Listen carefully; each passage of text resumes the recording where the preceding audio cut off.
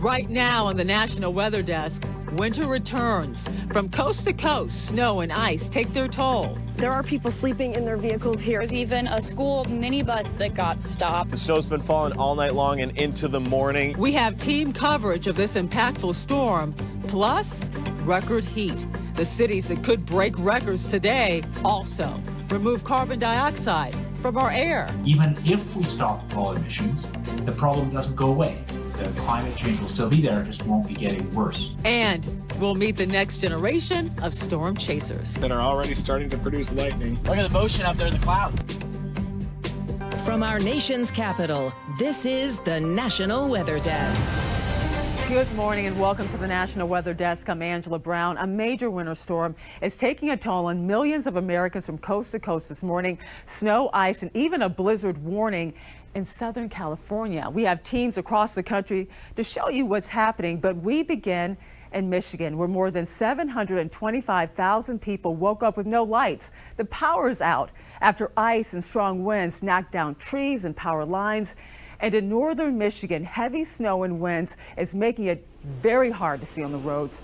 Now let's move to Portland, Oregon, that was hit with an unexpected storm last night. More than 10 inches of snow on the ground by the end of the day, which was a record. Drivers, as you can see there, were stuck on highways overnight. Many slept in their cars. We'll have more from Oregon in just a few minutes. And this was the scene in Sioux City, South Dakota. Complete whiteout conditions. A blizzard warning is still in effect today with up to 17 inches of snow expected. State offices are closed until noon. Officials are warning drivers to stay off the road and only travel for an emergency. And in Southern California, sleet in Pasadena. Now this is unusual. And to the west, a rare blizzard warning for the mountains of Los Angeles and Ventura counties.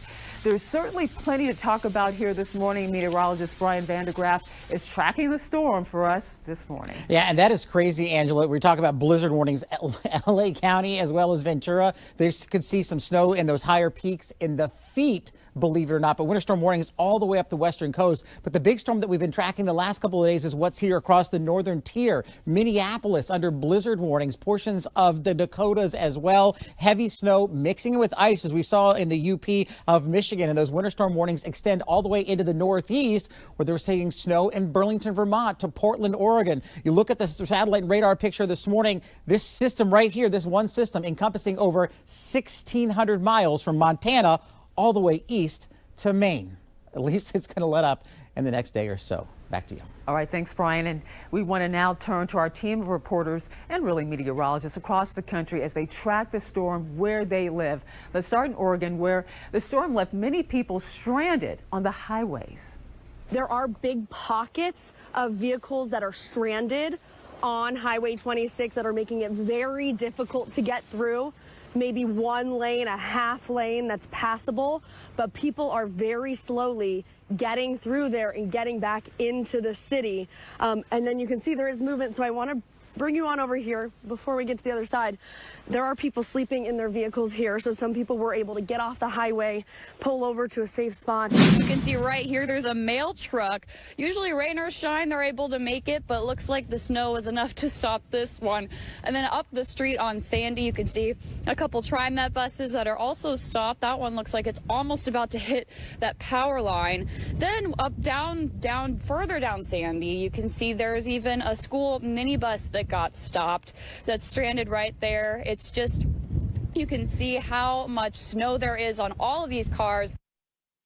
Good morning. We're here in Naples, Maine on Long Lake. The snow's been falling all night long and into the morning. You can see the pretty low visibility. The snow is light and fluffy, so it looks like it's blowing around a lot, but it's just not that windy right now. It's a little chilly though, temperatures around the low 20s, and the roads. We talked to some plow drivers. They said it's really easy to push around because it's so light and fluffy, but it's nice and easy for us to push this snow around. But you can see here as I toss it into Long Lake, nice and fluffy and light. It's not good for the kids on February vacation who want to have a snowball fight, but a lot of the mountains are excited around here. We've gotten around 6 inches so far, and it's going to be a little bit of a lull into the afternoon here in Maine, but then later on Thursday night into Friday, that's when it'll pick back up. Wind chill warnings and advisories are in place here in southwest Montana and across the state. Wind chills 10 to 30 degrees below zero are a common sight and will continue for the next 2 days. The western part of the state could see gusts up to 35 miles per hour. Drivers may still come across patches of ice on roadways. And with the extreme weather conditions, multiple ski resorts are closing or delayed opening. Avalanche warnings remain in effect in southwest Montana mountain ranges and other areas across the state. Well, travel on Indiana highways was also treacherous as ice and snow fell yesterday. Ice-coated trees and power lines and left many roads slick as well. Highs will be in the 50s today, so all of that ice will probably melt. And if you're flying today, you should be prepared for the unexpected. Nearly 1,500 flights have already been canceled in the U.S. today. More than 800 more are delayed.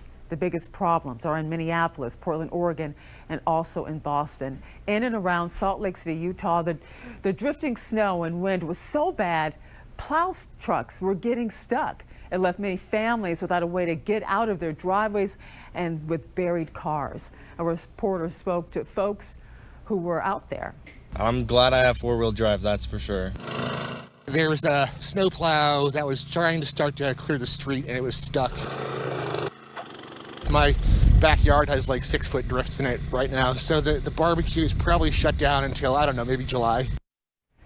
Draper City's Public Works had to use a special snow blower to help get those plows out of all of that snow. It also snowed in Washington State on Wednesday, but the bigger story is the bitter cold. Today could be one of the coldest days of the year in western Washington. Wind gusts of 45 miles an hour will make it feel even colder. And in California, some residents had to grapple with graupel. It's not the same as snow or hail. So let's find out exactly what it is. Communities across Fresno County and the Valley have been reporting graupel. But what exactly is the white substance similar to that of hail and snow? According to the National Weather Service Hanford, graupel is soft in texture and is considered light ice packed together. It is similar in appearance to hail, or in some instances, snow flurries. Frozen precipitation or rain is not soft hail, as some would describe graupel. The reason? It does not tend to stick around long enough on the valley floor because the ground is not cold enough, whereas hail is more icy than soft in texture. Hail is considered hard and a more solid frozen precipitation. Lastly, snow is more dense and solid, not quite as hard. Meteorologists with the National Weather Service say snow is a bit fluffier than hail, describing snow when it falls to the ground as light, tending to drift down to the ground. In the end, there are varying degrees of frozen precipitation, beginning with graupel, hail, and snow. And if you like learning about weather phenomena like this, head over to our social media accounts where we have a ton of explainers like the one you just heard. Just search the National Weather Desk on your favorite social media platforms or scan the QR code on the bottom left corner of your screen. It's not just the winter weather that is making headlines across the country. Parts of the mid-Atlantic and the South are going to see record-setting heat today. 80 cities could break records for heat today, so let's take a closer look. And if you're those cities, we're going to start right here in D.C., where right now the forecast is calling for a high of 81 degrees. Now, that's not going to beat that record of 84 degrees from 1930, but it's going to come very close. And although Cincinnati, Ohio is not far from where some snow has been falling, they could see record temperatures today. The current February record is 72 degrees set back in 1996. Today, the forecast is calling for a high of 73. And in Danville, Virginia, their 1943 record of 74 degrees could be shattered today, with the forecast calling for a high of 81 degrees. And then there could be a tie, really, in Macon, Georgia, where the current record was set in 1989 at 85 degrees. The projected high for today also is at 85 degrees. And now a bit of news from NASA. They sent new technology called EMET into space to study dust storms here on Earth. It's attached to the International Space Station.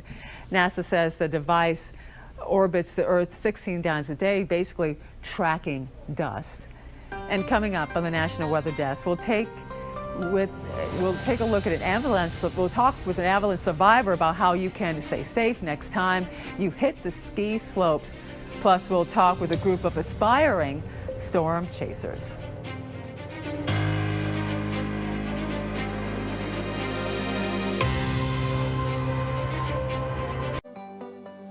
Weather Window, presented by the National Weather Desk. An ice storm in the Kalamazoo, Michigan area saddled trees Wednesday afternoon. Snap. It also left behind temporary sheets on windows and tents. This storm knocked out power to many. Temperatures are expected to warm up Thursday before snapping into the 20s Thursday night and Friday. Hopefully the warmth is long enough to get these birdies easier access to this feeder. Want to see your weather photos and videos on TV? Click Chime In on this station's website to share.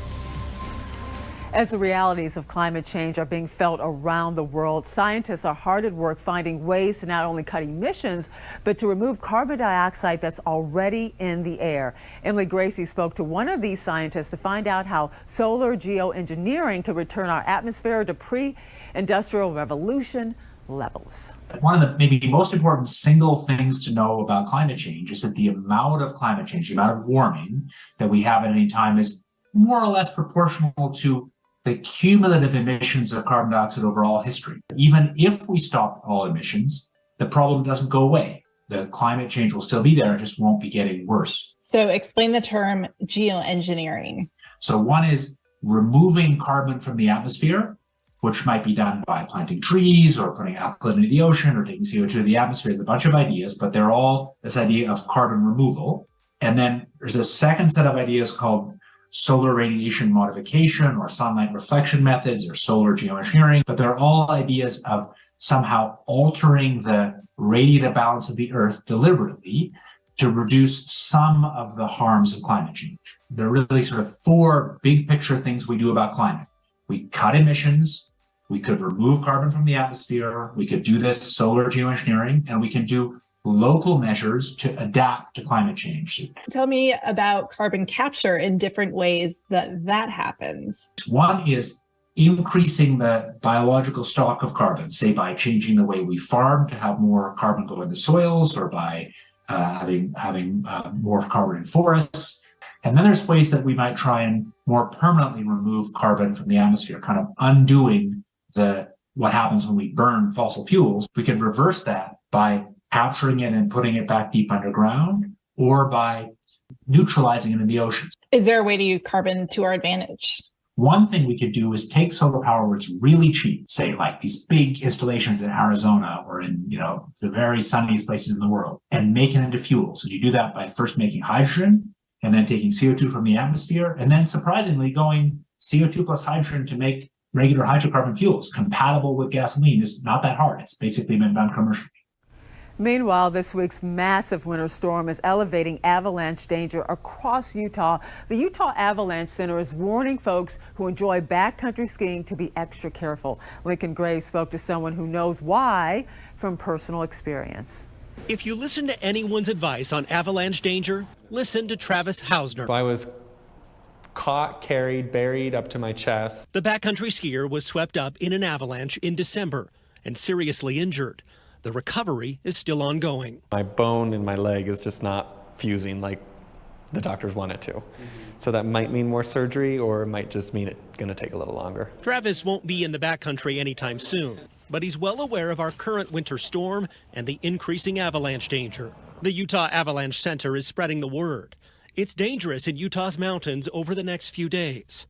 The next few days aren't going to be those days to go into those big objectives, those big lines. It's time to take a step back, shift our mindset for a couple days, and wait to see what this new snow does. Take it from Travis. I think everyone has the same mindset I had, where it's not going to happen to me, right? He mostly blames bad luck, but also admits he ended up in a place where he shouldn't have been. I just pushed it just a tad too much, which, like I said, there's a fine line between, what can go right and what can go wrong. And I pushed it and I found out what could go wrong. He hopes others avoid the same type of mistake, whatever their circumstances.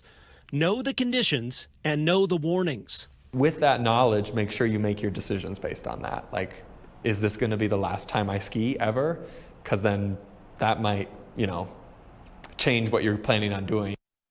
An overall milder winter across the eastern U.S. has left the Great Lakes far from frozen over. This means communities along the shoreline may be vulnerable to hazardous winter weather. Meteorologist Marshall McPeak explains. We have something interesting happening across the Great Lakes, and our friends at the Great Lakes Environmental Research Lab have been tracking it all year long. In fact, for the last 44 years, they've been tracking how much ice covers the Great Lakes. And this year, we have record low ice cover across all 5 lakes. And that's because we've had plenty of warm air, at least at times, across the region. It's caused by oscillations in the Atlantic and the Pacific. There's also La Nina and El Nino that have an effect on all of that. But the bottom line is there's almost no ice on Lake Superior. You see some of the red down there on the south shore. Some of the ice that does form has blown down to the south shore at this point. Very little ice on Lake Michigan or Lake Huron, and almost nothing on Lake Erie or Lake Ontario. So the average amount of ice has actually dropped by 70% over the last 44 years. So it is dramatically different from where we were just a few years ago, and it keeps the lake effect snow machine going, which means anytime we get a good breeze coming out of the northwest, you're going to find all those usual spots with lake effect snow getting some really heavy snow there. But until we get ice across the lakes, that doesn't get shut off. We'll keep watching it for the rest of the season. Storm chasers race into danger all to gather information to help us better understand the weather. But what exactly do they do? To find out, meteorologist Ed Russo met up with a group of students studying to become the next generation of storm chasers. The United States, in any given year, is home to more tornadoes than any other country in the world. About 1,300 tornadoes scar the landscape every year. There's renegades that are already starting to produce lightning southwest of Tyler. It's no surprise that storm chasing is a way of life for many researchers and storm enthusiasts, especially across the central U.S. Look at the motion up there in the clouds. Past like 5-6 decades now, the number of tornadoes in the Northeast, especially in Pennsylvania alone, has been going up. That's the tornado right there. Also, in this day and age of cell phones and everybody's everywhere, everybody's chasing, everybody's going to catch something nowadays. So there's always going to be able to be someone confirming a tornado compared to the 1950s where it was just damage reports. All these student researchers need now is another event, another tornado, and one that they can intercept and sample data. Obviously, we're going to be doing balloon launches, and that's going to be how we're going to sample our far field and near field. So the far field is out well away from the storm. You're just getting the environment outside of the storm. Near field is going to be sampling really close to the storm. And not just close, but inside. These Millersville students built this very drone and probe to do just that. Now all they have to do is chase and get to their final destination, a tornado. We have a target date in early to mid-May to really get out to the Great Plains, stay out there for about 2 weeks and get as much data as we can in the Great Plains. And then the rest of the time, whether before or after that, we'll be out here in the Northeast just getting in everything we can. And as we head to break, we head to the skies over Green Bay. You are watching the National Weather Desk. Beads and parades weren't the only things visible earlier this week on Fat Tuesday. Meteorologist Alan Sills explains what was spotted over the bay waters. Mobile Bay on a Fat Tuesday afternoon. A cloud on the ground. We call it fog. Technically, it's on the water, but it's still fog, and in the fog is a bow, which is known as a fogbow. It is the cousin of a rainbow, something that happens pretty frequently, but most people don't notice because it doesn't stand out the way a rainbow stands out. You may know to get a rainbow, you have the sun behind you in the direction of your shadow. If it's raining, you can see an arc of color, red, orange, yellow, green, blue, indigo, violet. But when you have the sun behind you and a bank of fog in front of you, because the fog particles are so small, you don't see a lot of color. You just see a white arc or a white bow known as a fogbow. And that's exactly what it was. Not unusual, but just like a rainbow, you can see them early in the morning or late in the afternoon. You just have to look when it's foggy but sunny at the same time. I'm meteorologist Alan Sills.